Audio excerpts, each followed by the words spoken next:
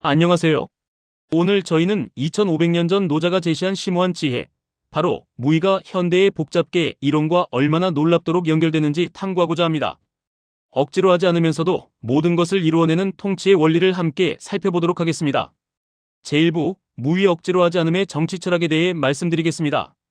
기원전 6세기, 춘추시대는 제후국들이 패권을 다투고 백성들이 고통받던 혼란의 시대였습니다. 수많은 사상가들이 이 혼란을 해결하기 위한 통치해법을 제시했죠. 유가는 예와 덕으로, 법가는 엄격한 법과 형벌로, 그리고 묵가는 겸해와 상동으로 해법을 찾으려 했습니다. 하지만 노자는 역설적인 답을 내놓았습니다. 바로 무의하라.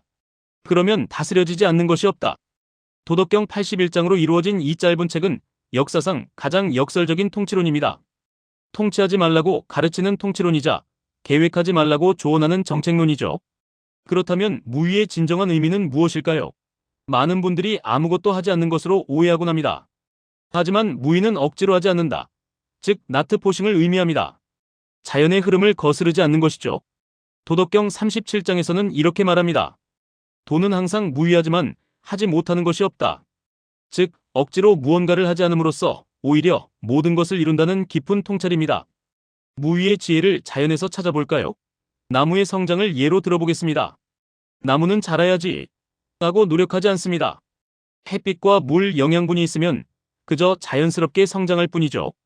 만약 농부가 묘목을 빨리 자라게 하려고 잡아당긴다면 어떻게 될까요?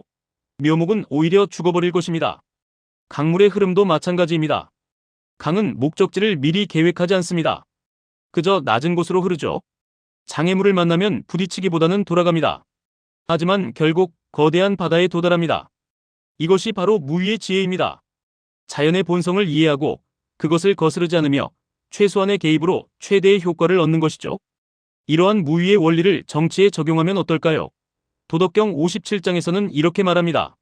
나는 무의하니 백성이 스스로 교화되고 나는 고요함을 좋아하니 백성이 스스로 바르게 되며 나는 이를 꾸미지 않으니 백성이 스스로 부유해지고 나는 욕심이 없으니 백성이 스스로 순박해진다. 의는 현대 행정학의 일반적인 가정, 즉 정부가 적극적으로 개입해야 사회 문제를 해결할 수 있다는 생각과는 정반대입니다. 노자의 통찰은 정부가 개입하지 않아야 사회가 스스로 해결한다는 것입니다. 이것은 현대 행정학의 모든 가정에 도전하는 역설적 진리라고 할 수 있습니다. 놀랍게도 노자의 무의는 현대 복잡계 이론과도 깊이 연결됩니다. 예를 들어 개미 집단을 보십시오. 여왕개미가 일일이 명령하지 않아도 개미들은 복잡한 사회 구조를 형성합니다. 중앙 통제 없이도 스스로 질서를 만들어내는 자기 조직화의 대표적인 사례죠. 시장의 자율도 마찬가지입니다. 중앙 계획자 없이도 가격 메커니즘을 통해 자원이 효율적으로 배분됩니다. 아담 스미스가 말한 보이지 않는 손이 작동하는 것이죠. 인터넷의 진화 역시 설계자가 모든 것을 통제하는 것이 아니라 분산된 프로토콜과 관습으로 작동하며 스스로 질서를 만듭니다. 복잡계 과학은 이처럼 많은 시스템이 중앙 통제 없이도 스스로 질서를 만든다는 것을 발견했습니다. 이것이 바로 무의의 현대적 해석입니다. 이러한 현상은 창발 이머전스과 자생적 질서 스판테이니어스 오더라는 개념으로 설명할 수 있습니다. 노자는 이미 기원전 6세기에 천리길도 발밑에서 시작한다고 통찰했습니다. 작은 것들의 상호작용이 거대한 결과를 만든다는 의미입니다. 통치자가 억지로 무언가를 만드는 것이 아니라 적절한 조건을 만들어 창발이 일어나도록 허용하는 것이 바로 무의 정치인 것이죠. 20세기 오스트리아 경제학자 하이에크의 발견도 이와 놀랍도록 유사합니다. 그는 사회 질서는 인간 행동의 결과이지만 인간 설계의 결과는 아니다라고 말했습니다. 아무리 똑똑한 중앙계획자라도 분산된 지식을 모두 알 수 없다는 그의 자생적 질서 개념은 노자의 무의와 깊은 공명을 이룹니다. 그럼 무의의 현대적 사례들을 살펴보겠습니다. 첫째, 인터넷 거버넌스입니다. 인터넷은 CEO도 없고 특정 정부가 직접 통제하지도 않습니다. TCP/IP, HTTP 같은 분산된 프로토콜과 IETF, W3C 같은 자발적 표준으로 작동하죠. 그 결과 인류 역사상 가장 혁신적이고 민주적인 정보 인프라가 탄생했습니다. 둘째, 오픈소스 소프트웨어입니다. 리눅스, 위키피디아, 파이어폭스는 중앙계획 없이 수천에서 수만 명의 자발적 기여로 만들어졌습니다. 마이크로소프트나 브리테니커 같은 계획된 경쟁자들을 압도하며 그 위력을 증명했죠. 셋째, 도시의 자생적 질서입니다.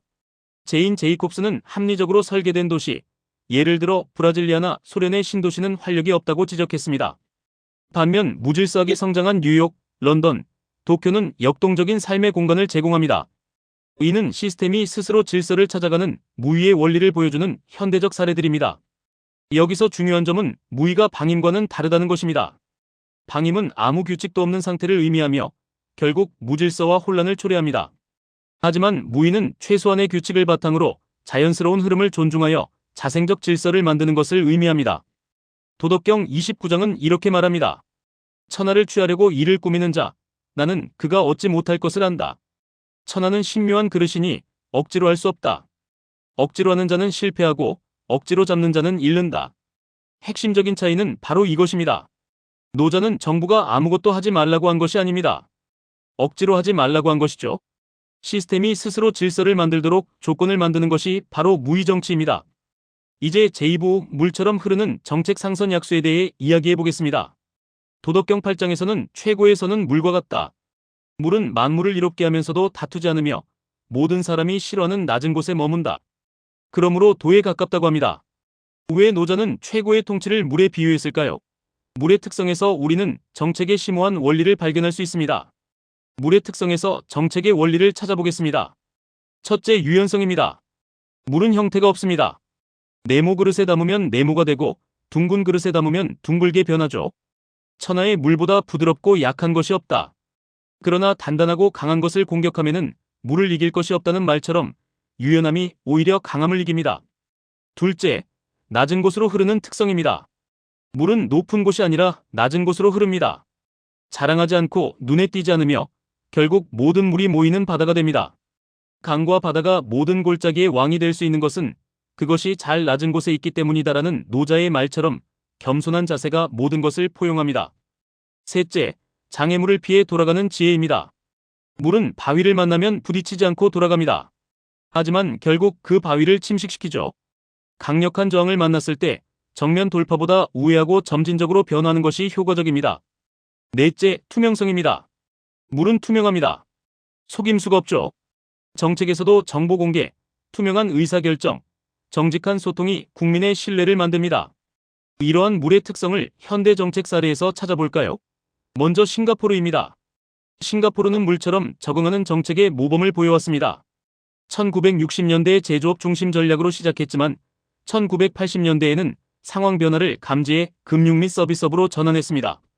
2000년대에는 바이오와 IT로, 2020년대에는 AI와 스마트시티로 계속해서 진화하며 적응해왔습니다. 싱가포르는 50년간 고정된 국가 발전 계획이 아니라 환경에 따라 흐르는 전략을 구사한 것이죠. 반면 많은 국가는 철강산업 육성과 같은 고정된 계획에 매몰되어 결국 쇠퇴하는 모습을 보였습니다. 다음은 에스토니아입니다. 에스토니아는 세계 최고의 디지털 정부를 구축했습니다. 그 비결은 바로 낮은 자세였습니다. 정부가 위에서부터 설계하는 대신 시민 피드백을 지속적으로 수렴하고 민간 기술자들과 협업했습니다. 실패를 인정하고 빠르게 수정하는 유연한 태도를 보였죠. 반면 많은 국가는 정부가 가장 잘 안다는 생각으로 하향식 전자정부를 구축했다가 실패한 경우가 많습니다. 도덕경 66장의 강과 바다가 모든 골짜기의 왕이 될 수 있는 것은 그것이 잘 낮은 곳에 있기 때문이다라는 구절은 에스토니아의 성공을 잘 설명해 줍니다. 대만의 사례는 장애물을 돌아가는 지혜를 보여줍니다. 대만은 동성혼 합법화를 처음에는 정면으로 시도했으나 보수 세력의 강한 반발에 부딪혔습니다.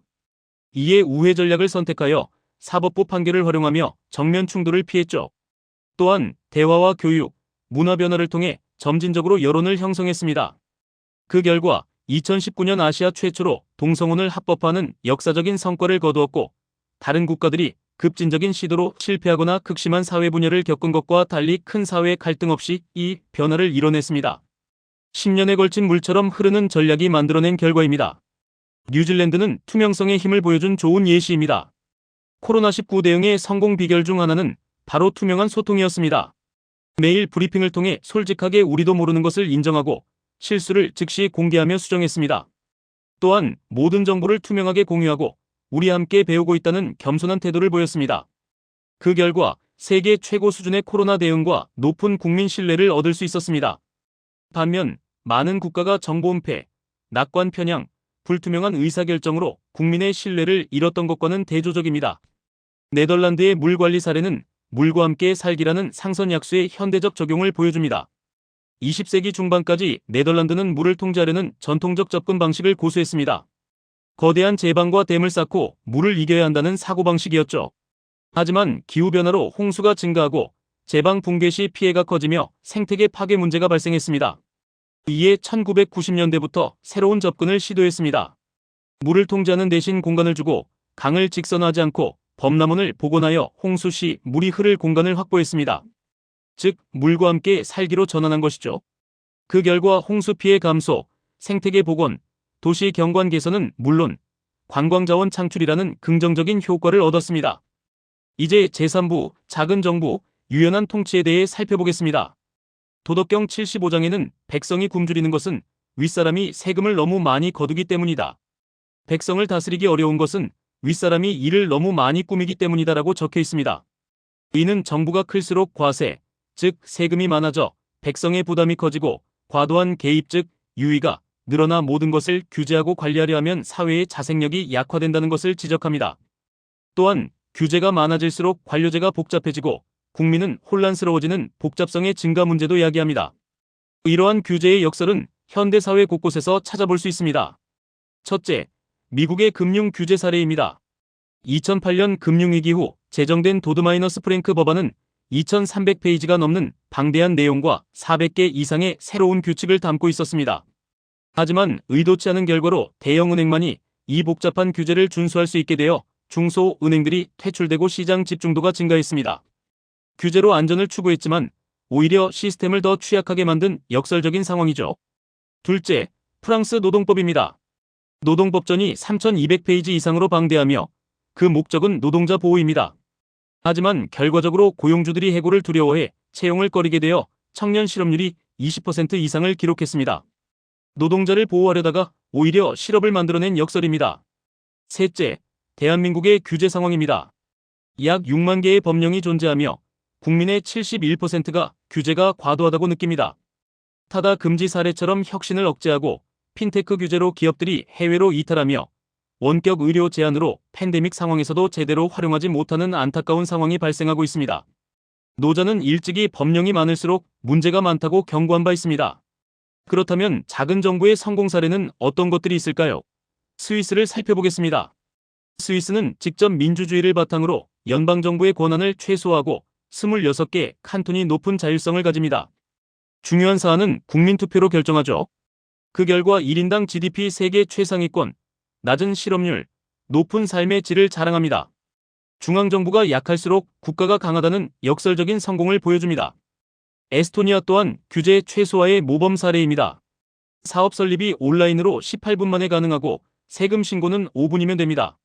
규제 총량제를 운영하며 불필요한 규제를 없애고 있죠. 덕분에 1인당 스타트업 수 세계 1위, 스카이프, 트랜스퍼와이즈 같은 유니콘 기업을 배출했습니다. 뉴질랜드는 규제 품질 관리에 힘쓰고 있습니다. 새로운 규제를 도입하기 전에 정말 필요한가? 대안은 없는가? 편익이 비용보다 큰가? 와 같은 엄격한 영향평가를 거칩니다. 그 결과 세계은행의 기업하기 좋은 나라 평가에서 늘 상위권을 유지하고 있습니다. 마지막으로 제4부, 도를 따르는 행정의 미래에 대해 말씀드리겠습니다. 노자는 2500년 전에 이미 통찰했습니다. 예측과 통제는 환상이며 자연의 질서를 거스르면 실패하고 최소한의 개입으로 최대의 효과를 낼 수 있다는 것을요. 유연함이 강함을 이기고 백성이 우리가 스스로 그렇게 했다고 느끼는 것이야말로 최고의 통치입니다. 도덕경 17장의 공이 이루어지고 일이 성취되니 백성들이 우리가 스스로 그렇게 했다고 말한다는 구절처럼 말이죠. 이러한 원칙들은 최소 개입, 즉 보조성 원칙에 따라 낮은 수준에서 문제를 해결하고 실험과 학습을 통해 작게 시작하여 배우며 확대하며 계획, 실행, 학습, 조정을 반복하는 적응적 거버넌스를 지향합니다. 또한 자율규제를 우선하고 정부 개입은 최후 수단으로 삼으며 과정보다는 결과에 집중하여 성과 기반 규제로 유연성을 확보해야 합니다. 현대 복잡계 이론, 적응적 거버넌스, 자율규제 이론은 노자의 재발견입니다. 물처럼 흐르는 정책, 억지로 하지 않는 통치, 자연의 질서를 따르는 행정, 이것이 바로 21세기가 재발견해야 할 고대의 지혜입니다. 감사합니다.